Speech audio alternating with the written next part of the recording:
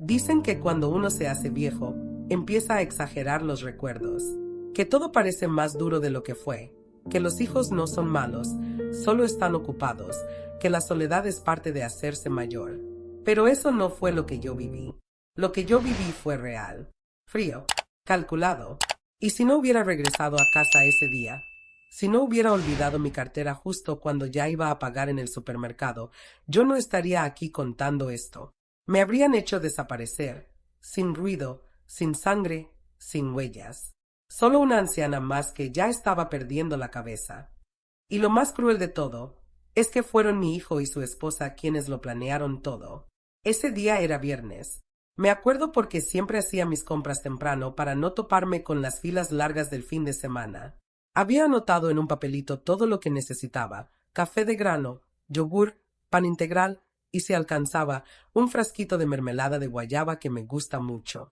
Salí de casa con mi bolsa de mandado, mis lentes de sol y esa sensación de rutina que da cierta paz cuando una vive sola. Ya estaba en la caja, el chico estaba escaneando los productos, y cuando metí la mano al bolso, sentí el hueco. No estaba. Mi cartera no estaba. Al principio pensé que la había dejado en el auto, pero no. La había dejado en casa, encima de la mesita del pasillo, justo donde me senté a cambiar las llaves del lugar. Me disculpé. Le dije al cajero que volvería enseguida. No me tomó más de 8 minutos regresar. No cerré la puerta con llave porque pensé que solo subiría y bajaría. Y qué suerte, qué maldita suerte que no hice ruido al entrar. La puerta estaba apenas entornada. Escuché sus voces antes de verlos. Mi hijo Ricardo, mi único hijo, y Andrea, su esposa, estaban en la cocina. Yo me detuve en el marco del comedor, sin hacer un solo movimiento. A veces una madre sabe cuando no debe interrumpir. Y ese era uno de esos momentos. Andrea dijo algo primero. Su voz era baja, pero no tanto como para no oírla. Ya dejé todo planeado. Ellos la están esperando en el mercado. Solo falta que le dé el té como dijimos. Mi pecho se apretó. ¿Estás segura que no sospecha nada?, preguntó Ricardo. Claro que no. Ayer me pidió ayuda para entender el recibo de luz. Apenas si se acuerda si desayunó o no. Mira, yo ya firmé lo del testamento. Solo falta que ella firme el traspaso de la casa. Eso y el té. Después de eso, ya nadie la va a cuestionar. Me costó trabajo entender lo que decían. No porque no fuera claro. Lo era. Dolorosamente claro. Era más que evidente que hablaban de mí. De cómo hacerme pasar por incapacitada. De cómo justificar mi ausencia. De cómo quedarse con todo lo que Arturo y yo construimos con tanto esfuerzo. No entré. No dije nada. No lloré. Solo retrocedí. Me salí igual de silenciosa que entré. Me subí al coche y ahí me quedé, con las manos en el volante, sintiendo como la sangre me latía en los oídos. No podía creerlo. No quería creerlo. Pero tampoco era ciega. Había señales que yo misma había ignorado. Las visitas de Andrea sin avisar. Sus constantes ofertas de ayudarme con las cuentas. Las nuevas pastillas que me decía que me ayudarían a descansar mejor. La forma en que Ricardo empezó a hablarme como si yo fuera una niña tonta. Todo eso, que antes me parecía raro, pero sin importancia, ahora tomaba una forma distinta, siniestra. Regresé al supermercado como si nada. Pagué mis cosas. Sonreí. Hasta bromeé con la cajera. No mostré ni un ápice de lo que acababa de escuchar, porque entendí que si ellos estaban dispuestos a planear mi final, yo debía comenzar a planear mi defensa, pero hacerlo sola, sin confiar en nadie, sin un solo error. Cuando volví a casa, todo estaba en orden. Andrea ya se había ido. Ricardo también. La tetera estaba limpia, las luces apagadas, y en mi mesita del pasillo, como una ironía cruel, ahí estaba mi cartera, justo donde la había dejado. La tomé con calma. Me senté en mi sillón y la abrí. Todo estaba ahí. Mis tarjetas, mi credencial, los billetes que había guardado para pagar el gas. No faltaba nada. Pero esa noche no dormí. Porque algo sí faltaba, la certeza de estar a salvo. Y eso fue solo el comienzo. Cuando una madre comienza a sospechar de su propio hijo, hay una parte del corazón que se rompe para siempre. No es miedo, no es rabia, es como si te sacaran el aire con una cuchara. Una muerte lenta del alma. Esa noche, después de lo que escuché, fingí rutina. Me bañé. Me puse la bata. Le hablé a mi vecina como si nada. Pero dentro de mí, algo había cambiado. Lo sabía. Me estaban preparando una trampa. Me estaban desapareciendo, poquito a poco. Y si no me defendía yo, nadie lo haría. Pasé las siguientes horas recordando, buscando piezas sueltas, cosas que no tomé en serio. Recordé cuando Andrea me dijo que firmara unos papeles del banco porque mi firma era necesaria para actualizar el sistema. Recuerdo que no leí nada. Me puse los lentes, firmé donde me señaló y ella me agradeció con un beso frío en la frente. ¿Qué firmé ese día? ¿Qué les autoricé sin saber? Me levanté a revisar mi escritorio. Una carpeta negra con hojas legales estaba justo donde la había guardado. Pero esas hojas no eran las que recordaba. Eran copias de poderes notariales, con mi firma, con fecha, y un sello, uno oficial, uno real. Me temblaron las manos. Estaban usando mi confianza como arma. Estaban preparando algo grande, algo legal, algo que los dejaría con todo, y a mí con nada. No dormí. Solo cerré los ojos para que el cuerpo descansara, pero la mente no se detuvo. Cuando amaneció, supe que no podía seguir actuando como si nada. Me preparé el café sin azúcar. Me senté en la sala, miré la foto de mi esposo y le dije en voz alta: Arturo, si aún estás por aquí, dame fuerza, porque creo que me toca pelear sola. Esa misma tarde, Andrea vino a verme. Tocó como siempre, 3 golpecitos suaves, como si todavía creyera que éramos familia. Traía una bolsa de pan dulce y una sonrisa que ya no me engañaba. Me dijo que pensaba en mí, que no quería que me sintiera sola. Me preguntó si había tomado mis pastillas y me ofreció preparar el té. Le dije que sí, con mi mejor voz de señora confiada. La observé moverse por la cocina. Abría cajones, tocaba mis cosas, caminaba como si la casa fuera suya. Cuando puso la taza frente a mí, noté que el color del té era distinto, más oscuro, más denso. Le di las gracias y lo dejé enfriar, fingiendo que me ardía la garganta. No lo toqué. Ella lo notó. Sonrió con paciencia. Me dijo que lo podía tomar más tarde. Luego se sentó a mi lado. Me acarició la mano, y en un tono tan suave que daba náuseas, me dijo: Suegrita, si algún día usted se siente confundida o cansada, no se preocupe. Nosotros la vamos a cuidar. Usted solo firme lo que le pongamos. No se estrese. Descanse. Usted ya dio mucho. Y ahí fue donde supe que ya no era una sospecha. Era un hecho. Esa noche, saqué una libreta vieja de mi buró. Empecé a escribir todo. Hora, día, qué dijeron, qué traje usaban, cuántos sobres llegaron esa semana, como cuando llevaba la contabilidad del restaurante de Arturo. Método, registro, precisión, porque si ellos tenían un plan, yo iba a tener pruebas, y no iba a hacer escándalo, no iba a llorar ni rogar, iba a defenderme en silencio, con estrategia. Y mientras escribía, recordé otra cosa. Un día, hace meses, Ricardo me habló sobre una casa para adultos mayores. Me lo dijo con voz dulce, como si me ofreciera vacaciones. Es un lugar bonito, mamá, con jardín y clases de pintura. Puedes ir un par de semanas, descansar. Nosotros nos encargamos de todo. Yo le dije que no, que prefería mi casa, que aún podía barrer, cocinar y caminar mis 5 cuadras diarias. Él solo sonrió, pero ahora entiendo que no era una idea. Era un ensayo. Me fui a la cocina. La taza con el té seguía ahí, fría, intacta. La vertí en la misma planta que había muerto hace semanas, después de que Andrea me diera otro remedio. Al día siguiente, las hojas estaban negras, secas. Lo confirmé. Estaban probando dosis, comprobando efectos, esperando a que yo diera señales de debilidad. Y si no las daba, me las provocarían.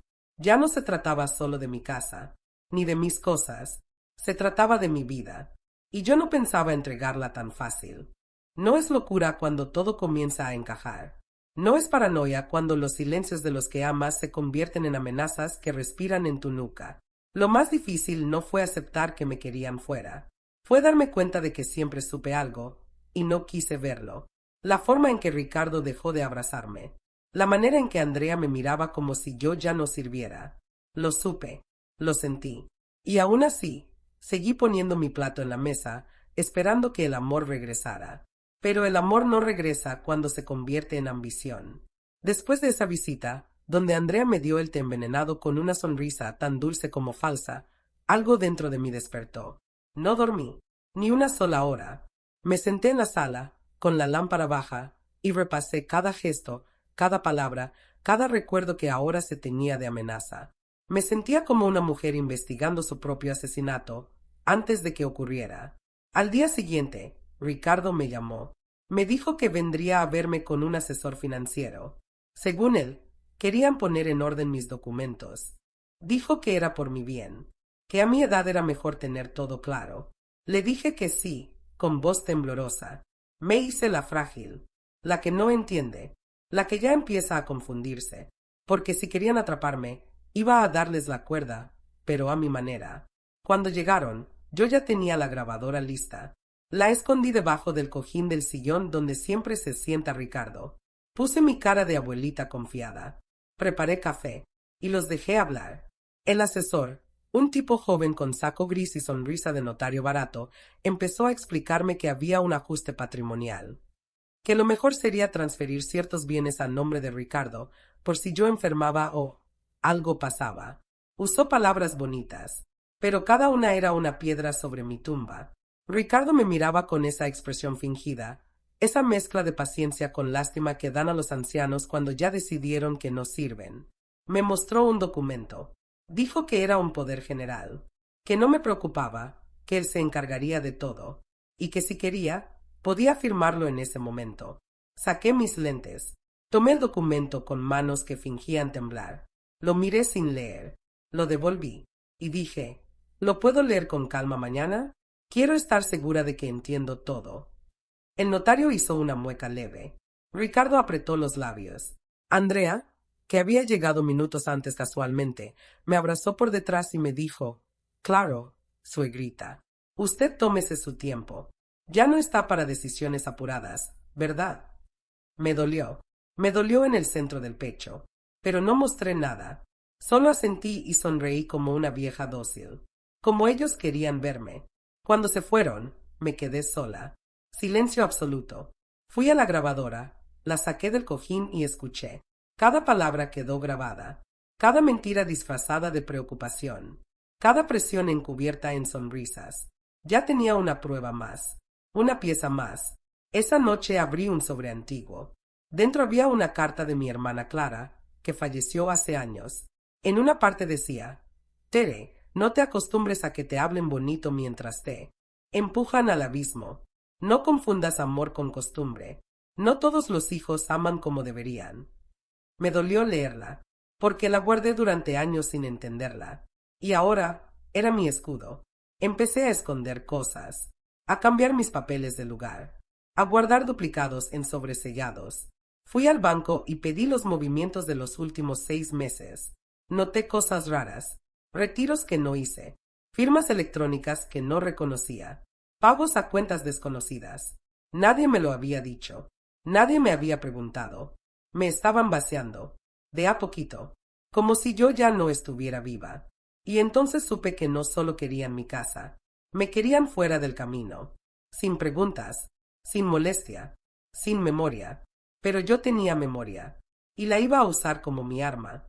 Una madre sabe cuando algo suyo está siendo tocado con malas intenciones. No hace falta ver el acto. Se siente, se huele, como cuando entras a tu casa y notas que algo fue movido, aunque esté en el mismo lugar. Así me pasó esa mañana. No encontré los papeles donde los había dejado. La carpeta estaba ahí, sí, pero los documentos estaban en otro orden. Uno de ellos, el más importante, había sido sustituido por una copia sin firmas, sin sellos, sin peso legal. Intentaron hacerme pensar que era la misma, pero yo sé distinguir entre lo original y lo falso. Siempre lo he sabido, incluso con las personas. Me fui directo al cajón donde guardo las cartas viejas, no por nostalgia, por estrategia, porque entre todas esas palabras de mi pasado estaba una hoja escrita por Arturo, mi esposo. Una hoja que nunca quise leer hasta ahora, no porque no confiara en él, sino porque cuando murió, me dolía tanto su letra que no podía ni verla. La desdoblé con manos temblorosas. Estaba escrita con su tinta negra, la misma que usaba en la oficina, siempre prolijo. Comenzaba sin saludo, como si supiera que no había tiempo para formalidades. Decía: si estás leyendo esto, Tere, es porque algo no anda bien. Sé cómo es Ricardo. Lo amo, pero lo conozco. Tiene una forma de mirar los bienes que no es sana. Nunca se lo dije en voz alta, pero si algún día llegas a sentir que ya no te mira como su madre, sino como un obstáculo, actúa.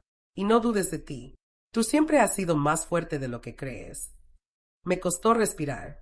Sentí que la casa se encogía, que Arturo, desde otro lugar, me había dejado un mensaje de advertencia. Y yo, tonta, lo había ignorado por años. Guardé la carta en una funda plástica, la sellé con cinta y la escondí detrás de una tabla suelta del armario, donde nadie más mira. Ya no era solo un recuerdo, era evidencia. Decidí que ya no podía seguir sola. Tenía que buscar a alguien que conociera la ley, y no alguien recomendado por Ricardo, no alguien cercano a la familia. Tenía que ser alguien que me debiera un favor, alguien que supiera cómo proteger a una mujer sin hacer ruido. Entonces pensé en Marisela. Marisela fue mi compañera en la Facultad de Contaduría. Después se hizo abogada fiscal. No nos veíamos desde hace años, pero yo le guardaba un secreto, uno que la protegí cuando nadie más lo hizo. Le marqué. Le dije: necesito que me ayudes. Es personal. Y es serio. No preguntó mucho. Solo dijo: te veo mañana a las 10. Esa noche dormí poco, pero por primera vez sentí que no estaba completamente sola. Había dado un paso, uno pequeño, sí, pero hacia la dirección correcta. Cuando Marisela llegó, traía un maletín de cuero y el mismo carácter fuerte que recordaba. No me abrazó, no me dijo pobrecita. Se sentó frente a mí, me pidió café y dijo: cuéntamelo todo, desde el principio, y sin omitir nada. Eso hice. Le mostré las grabaciones, los documentos, la carta de Arturo, mi libreta con anotaciones. No me interrumpió, solo escribía. Al final, dijo algo que me cambió la columna entera. Teresa, lo que tienes no es una sospecha. Es un caso, y fuerte, pero no vamos a ir a gritos. Vamos a ir como tú, firmes, calladas y seguras. Me explicó que lo primero era proteger mi firma, cancelar todo poder que hubiera firmado sin claridad, que íbamos a notariar de nuevo, a dejar claro que estoy lúcida, que no tengo deterioro, y que si alguien intenta hacerme pasar por incapacitada, se enfrentará a la ley. Me dio una hoja con puntos, médicos, legales, financieros. Me dijo que no hablara de esto con nadie, que siguiera sonriendo, que tomara el té, pero que no lo bebiera, que recibiera los papeles, pero que no firmara ni una coma, que me hiciera la débil, mientras preparábamos la defensa, porque cuando te quieren desaparecer en silencio, tu voz más poderosa es tu paciencia. La gente cree que las armas hacen ruido, que el peligro se anuncia con gritos, con golpes, con sangre, pero no. A veces el arma es una sonrisa, a veces es una taza de té, a veces es la calma con la que alguien entra a tu casa, te besa la mejilla y te pregunta si ya tomaste tus medicinas. Porque cuando te quieren desaparecer, no lo hacen con furia, lo hacen con paciencia, con estrategia, con cariño envenenado. Después de que Marisela me ayudó a notarizar mis papeles, comenzamos a movernos como sombras. Me enseñó a usar una aplicación para grabar llamadas sin que nadie lo notara. Me ayudó a redactar una carta simple, en donde revocaba todos los poderes anteriores, y me la hizo firmar frente a 2 testigos. Guardó una copia. La otra quedó conmigo, bien escondida, dentro de una caja de galletas vacía, esa que Andrea siempre ignoraba porque pensaba que solo tenía recuerdos viejos. La casa se convirtió en mi campo de observación. Cada día era una obra de teatro. Yo era la actriz principal, fingiendo ser lenta, confundida, un poco torpe. Dejaba el refrigerador abierto a propósito. Cambiaba los controles del lugar. Hacía llamadas y luego decía que había marcado mal. Dejé que creyeran que su plan iba funcionando. Mientras tanto, cada palabra, cada visita, cada papel quedaba grabado, anotado, documentado. Ricardo venía más seguido. Me traía comida ya preparada, pan sin sal, sopa licuada, todo lo que, según él, era mejor para mí a mi edad. Yo lo miraba y le agradecía con ojos brillosos, fingiendo ternura, mientras por dentro me decía a mí misma, este no es mi hijo. Este es un hombre que me ve como un trámite. Una tarde trajo una carpeta. Dijo que era una propuesta. Me explicó que encontró un lugar precioso en Cuernavaca, un centro de cuidado para adultos mayores, con jardín, enfermería y terapia de memoria. Me habló como si me estuviera regalando un crucero. Yo asentí. Dije que se escuchaba bonito, y le pedí que me dejara la carpeta para leerla con calma. Esa carpeta la escaneamos al día siguiente con Marisela. Y ahí estaba, un formulario de ingreso voluntario con espacio para firmar un traspaso de cuentas y designación de tutor legal. Todo, bien preparado, bien escondido. Lo que no esperaban era que yo aprendí a leer la letra chiquita desde joven. Yo era contadora. Pasé mi vida descubriendo errores entre líneas. Y ahora iba a descubrir su error más grande, subestimarme. Andrea, por su parte, se volvió más cuidadosa. Me traía flores. Me hablaba más dulce. Me ofrecía hacerme el manicure. Me peinaba el cabello como si fuera una niña de 5 años. Y yo me dejaba hacer, me dejaba cuidar. Porque entendí que si querían convencer al mundo de que yo ya no era capaz, primero necesitaban que me rindiera. Pero no me rendí. Me disfracé de rendida. Que no es lo mismo. Una noche, la escuché hablando por teléfono en el pasillo. No se dio cuenta que yo estaba despierta. Decía cosas como ya casi está lista, el notario ya tiene los papeles, solo falta que se confunda una vez más y ya no hay marcha atrás. Esa llamada también quedó grabada. Aunque la señal era baja, su voz se escuchaba clara. Y cuando la reproduje para Marisela, me miró a los ojos y dijo, esto es más que intento de manipulación. Esto ya es violencia patrimonial. Y es delito. Esa frase me quedó grabada. Violencia patrimonial. Nunca había escuchado esas palabras, pero ahora las sentía en la piel, porque no estaban solo quitándome dinero, me estaban quitando dignidad, identidad, autonomía, como si dejar de firmar cheques fuera dejar de existir. Así que comenzamos el archivo. Marisela le puso un nombre frío, Expediente TG. Ahí metimos todo, audios, fotos de documentos, capturas de mensajes, la carta de Arturo, hasta fotos de los medicamentos que Andrea me daba sin receta. Todo tenía fecha, todo tenía respaldo, y mientras ellos seguían creyendo que me debilitaban, yo me fortalecía, no con venganza, con evidencia. Uno cree que el infierno llega con llamas, que se presenta con gritos, con insultos, con escándalos, pero no, el verdadero infierno es silencioso, se sirve en platos calientes, se disfraza de cuidado, y lo peor es que viene de las manos que tú misma alimentaste. Esa fue la mañana en que entendí que mi hijo me hablaba como si ya no estuviera viva, y lo hacía con una dulzura que me revolvía el estómago. Eran casi las 11 cuando Ricardo llegó sin avisar. Traía un panecito, una caja de medicina nueva, y esa sonrisa hueca que ya no lograba esconder lo que realmente sentía. Me dijo que había pasado a saludar, que quería ver cómo estaba, y que traía una sorpresita. Yo ya sabía que cada sorpresita venía con papeles. Sacó un sobre. Lo dejó sobre la mesa. Me dijo que eran recomendaciones de un centro geriátrico, donde daban tratamiento especializado para adultos con deterioro leve. Me miró a los ojos y me dijo, mamá, tú ya no estás como antes. A veces repites las cosas. A veces olvidas lo que comiste. Solo quiero lo mejor para ti.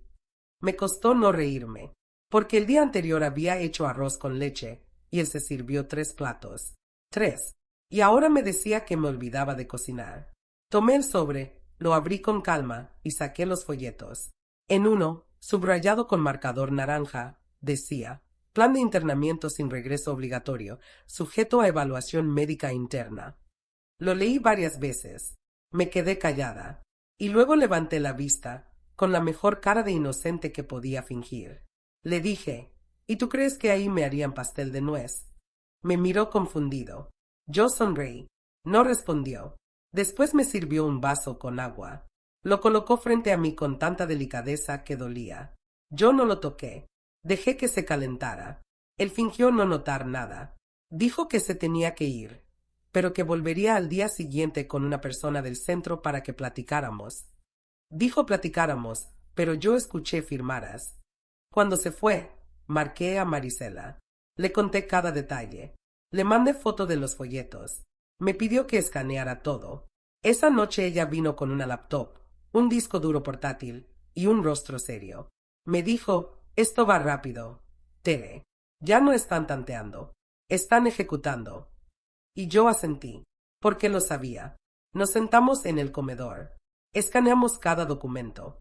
Hicimos copia de respaldo. Guardamos una en la nube, otra en su disco y otra en mi USB que escondí en el hueco del apagador del cuarto de lavado. Me explicó que si lograban internarme, aunque fuera por unos días, ellos podrían declarar que no estaba en condiciones de decidir. Y entonces perdería todo.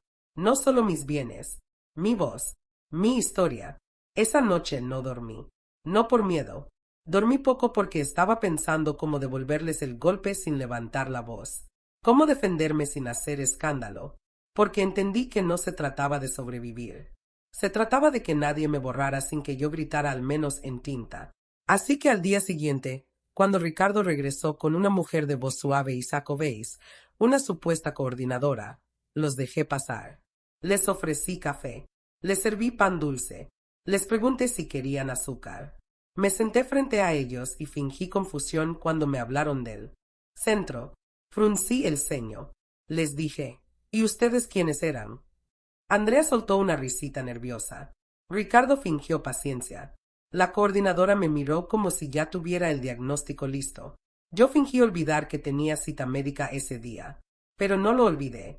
Solo la cambié. Esa tarde me presenté con un geriatra certificado, recomendado por Marisela. Me hicieron exámenes cognitivos. Me preguntaron fechas, nombres, recuerdos. Respondí todo. Me firmaron un dictamen. Paciente plenamente lúcida. No presenta signos de deterioro. Lo sellaron. Lo notaríamos al día siguiente. Y mientras ellos planeaban encerrarme en un lugar donde nadie me escuchara, yo me preparaba para hablar. No con gritos, con papeles. Porque hay batallas que no se ganan con escándalo, sino con evidencia sellada. Lo más doloroso no fue darme cuenta de que mi hijo quería encerrarme, fue descubrir que ya había comenzado a despedirse de mí sin decírmelo en voz alta, como si yo fuera una carga que pronto dejaría de estorbar. Una silla vieja que se deja en la banqueta con una nota que dice se la pueden llevar. Y lo hacía con una calma tan pulcra, tan educada, que a cualquiera le parecería amor. A cualquiera, menos a mí. Esa semana se repitió el mismo patrón. Ricardo llegaba sin avisar. Andrea mandaba mensajes dulces, preguntando si necesitaba algo. Me dejaban comida ya preparada, como si no pudieran confiar en que yo misma supiera hervir agua. Pero cada gesto traía una intención escondida. La sopa tenía sabor raro. El té me provocaba mareo. Las visitas siempre coincidían con intentos de que firmara algo chiquito, nada importante, según ellos. Yo fingía todo, que no entendía, que confundía fechas, que perdía objetos. Incluso dejé mis lentes en el congelador a propósito para que pensaran que estaba perdiendo la razón. Porque si querían pruebas, se las iba a dar, pero solo para que bajaran la guardia.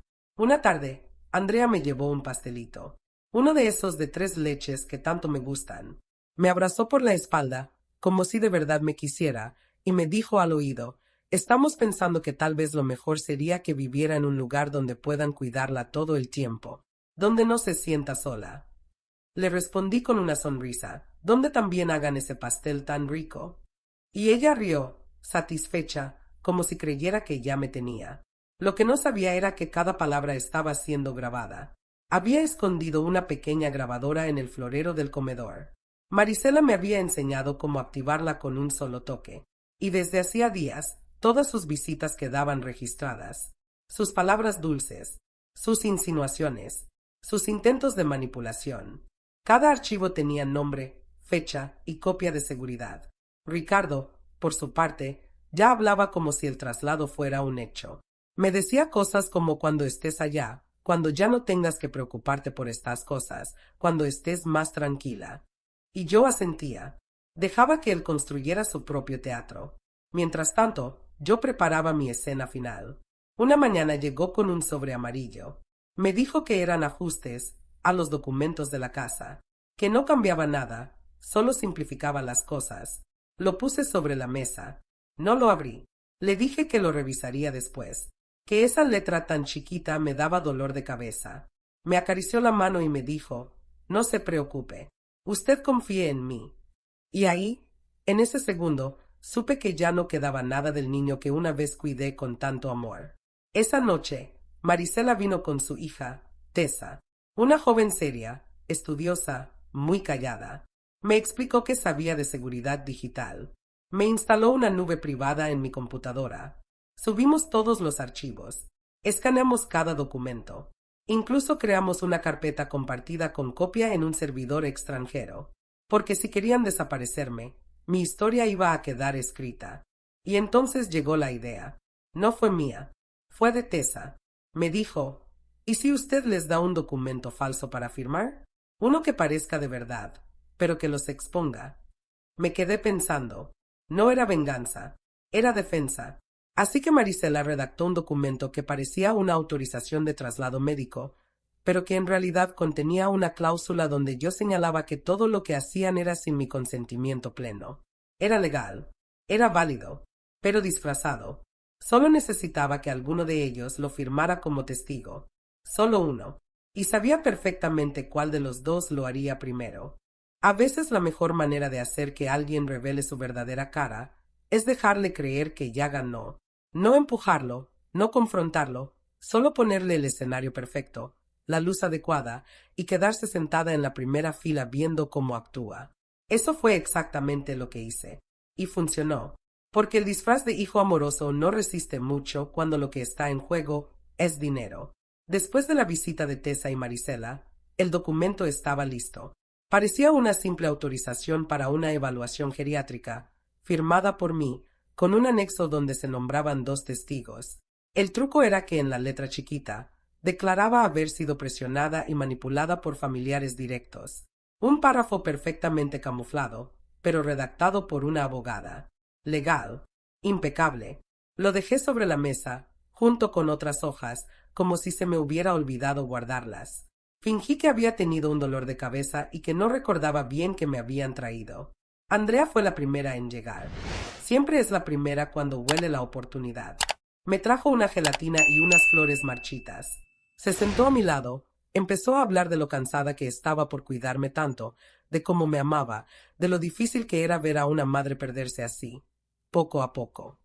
Yo le dije que me sentía confundida, que a veces escuchaba voces que no sabía si eran reales o recuerdos.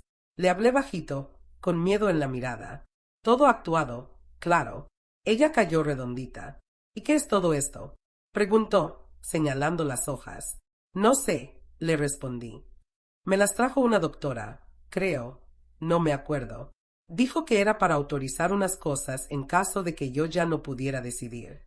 Andrea las leyó por encima. Sonrió. ¿Y falta firma de testigos? Sí, le dije. Tú puedes ser uno, ¿verdad? Yo confío en ti. No dudó. Tomó una pluma. Firmó. Yo contuve la respiración. Guardé las hojas.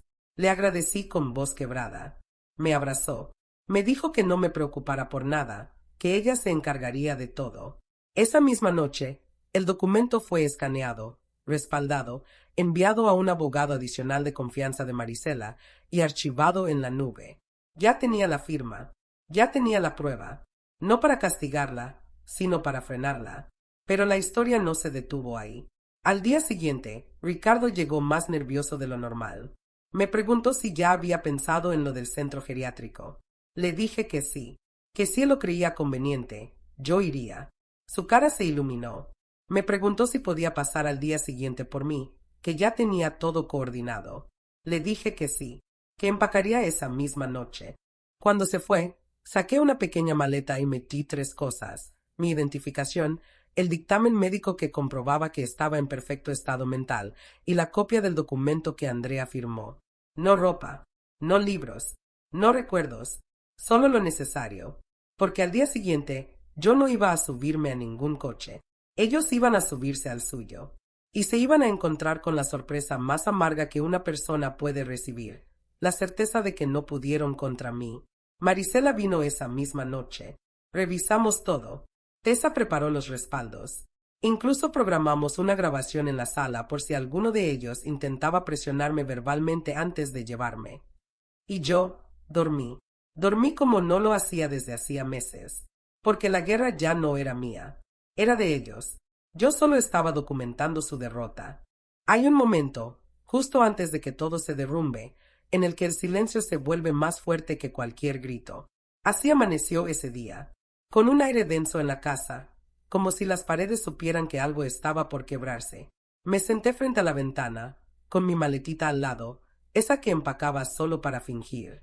Ellos pensaban que ese día me llevaban, que era el final, pero lo que no sabían es que ya habían firmado su propia caída.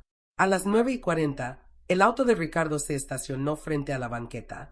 Andrea bajó primero, peinada, con lentes oscuros. Traía una carpeta en la mano, como si fuera a firmar una venta. Ricardo venía detrás, más serio, apurado. Tocaron el timbre sin pausa. Yo ya estaba lista, con mi bata bien puesta, el cabello ligeramente despeinado y una cara tranquila, como si no supiera nada, como si realmente creyera que iban a cuidarme. Les abrí la puerta. Pasaron con esa actitud de quien ya se siente dueño del lugar. Andrea me dijo, ¿lista, suegrita? Y yo asentí. Les ofrecí café. Se sentaron. Fingieron que todo era normal. Ricardo me pidió que firmara un papel que solo autorizaba el transporte médico por protocolo. Se lo tomé con manos temblorosas. Fingí que leía. Lo dejé sobre la mesa. Entonces dije, antes de firmar, quiero enseñarles algo. Fui a la habitación, tomé la carpeta marrón que Marisela había preparado y la traje conmigo. La puse sobre la mesa, justo al lado del documento que querían que yo firmara. Ellos se quedaron mirando. ¿Qué es esto?, preguntó Ricardo. Es mi versión, respondí. Mi historia, con fecha, con firmas, con grabaciones. Todo. Andrea se puso rígida. No entendía aún. Ricardo sí. Se le borró la sonrisa. Abrió la carpeta.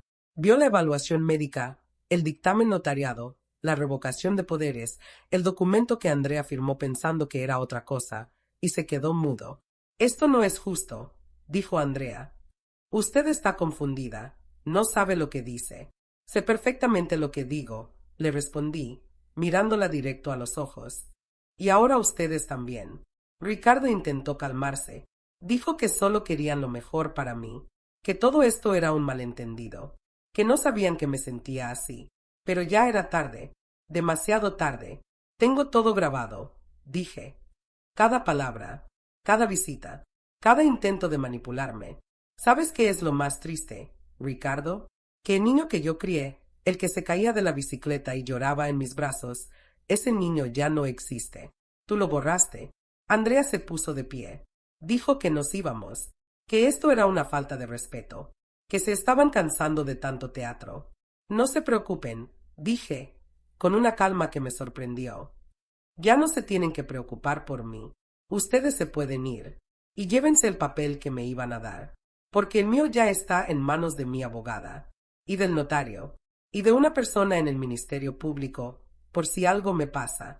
Ricardo se quedó helado. Andrea lo jaló del brazo. Salieron sin decir adiós. Me asomé por la ventana.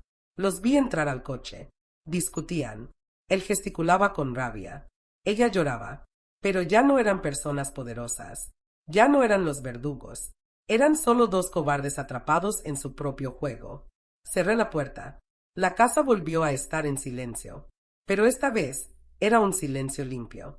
Sin miedo. Sin amenaza. Y entonces supe que no me habían vencido. A veces, el verdadero ruido no viene de los gritos, sino de lo que queda después, del eco, de lo que retumba en la casa cuando todo se ha dicho.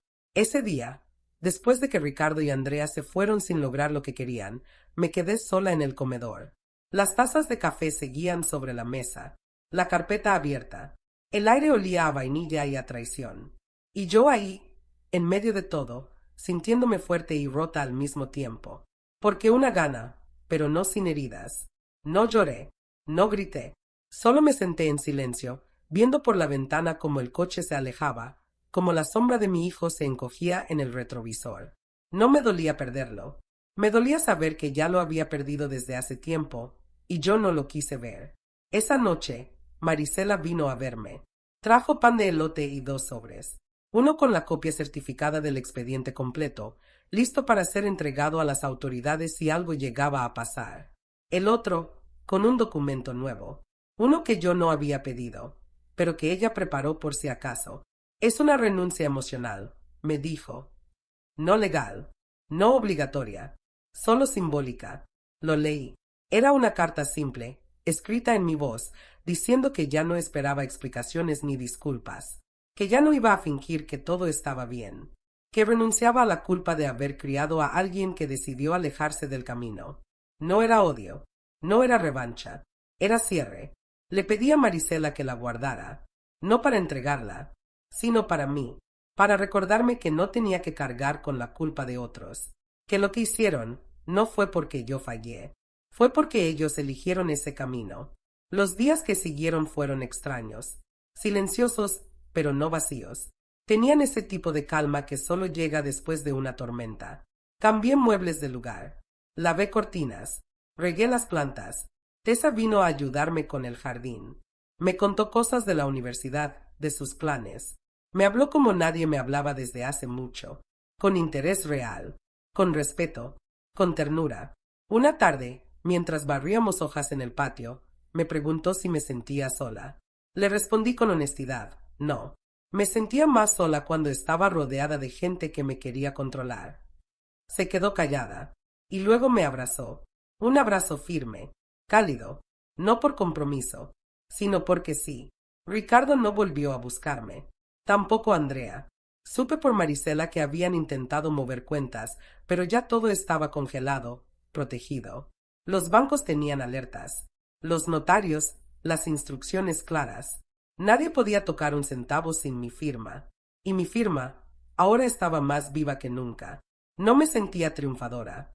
Me sentía entera, que es muy distinto. Una mañana me desperté antes del amanecer. Hacía frío. El tipo de frío que se mete en los huesos y te recuerda que estás viva. Me hice un café fuerte. Me senté frente a la ventana, como hacía Arturo cuando estaba vivo, y escribí, no una carta, no un testamento, solo una frase, en una hoja suelta, ya no tengo miedo. Y eso es todo lo que necesitaba.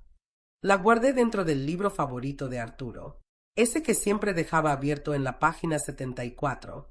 No sé por qué esa página, pero ahí quedó.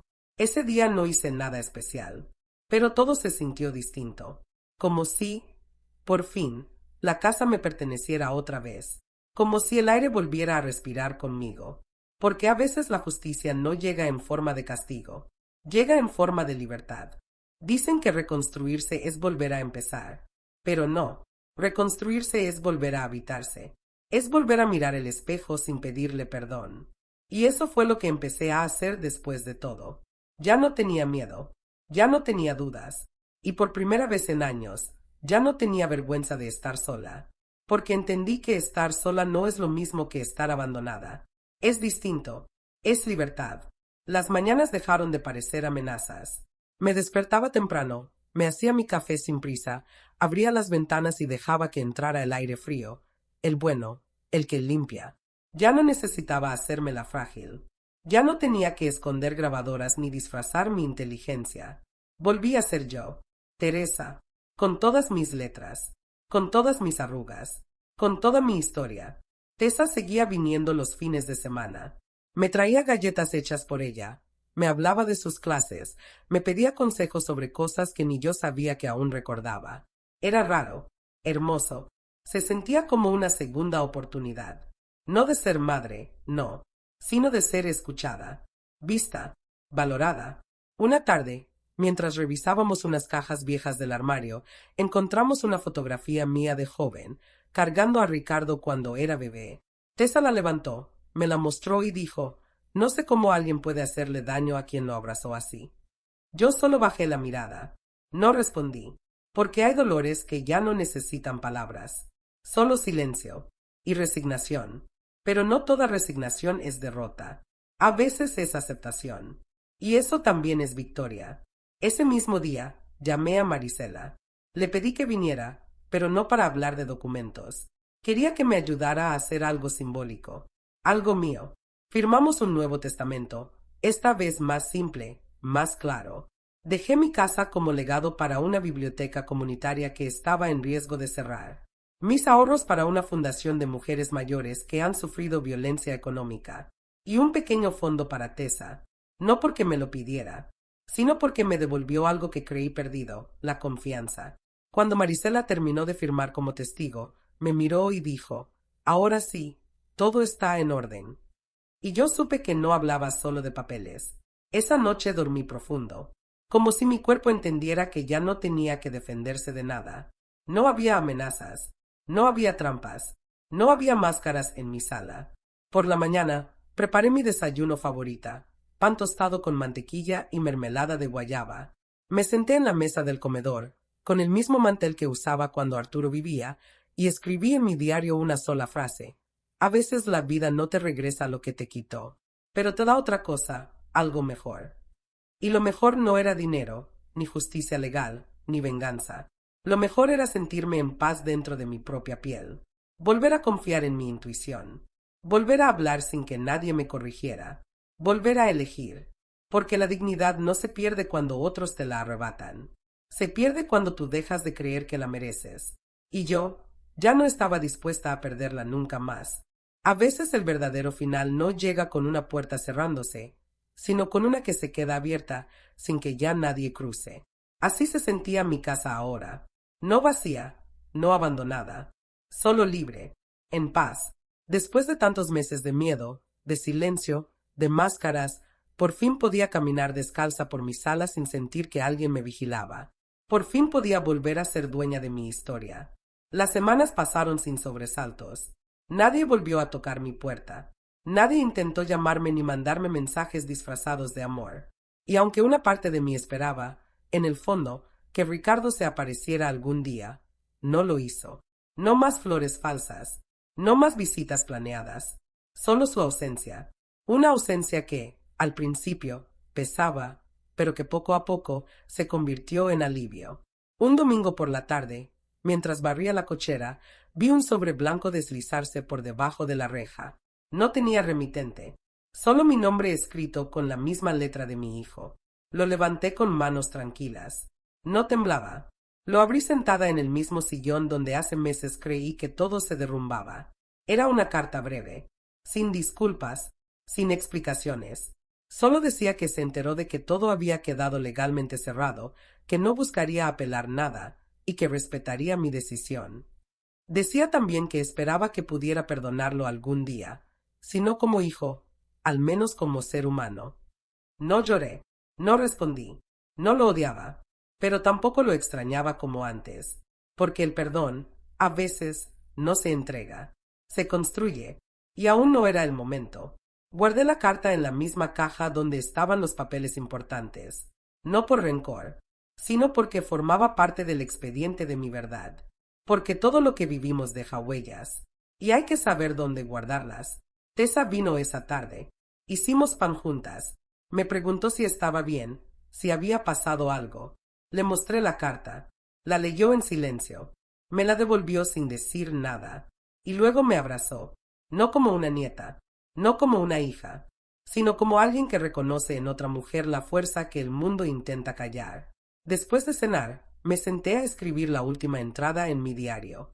Lo abrí justo donde Arturo había dejado su última nota, años atrás, y escribí: no gané por ser más astuta.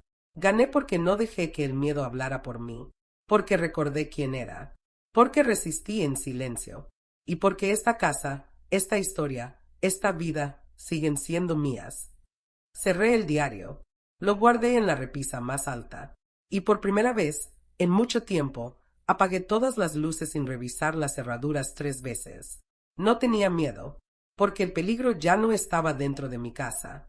Estaba dentro de las decisiones que me negué a volver a ignorar. Y ahora ya no era una víctima, era una mujer, completa, libre y despierta.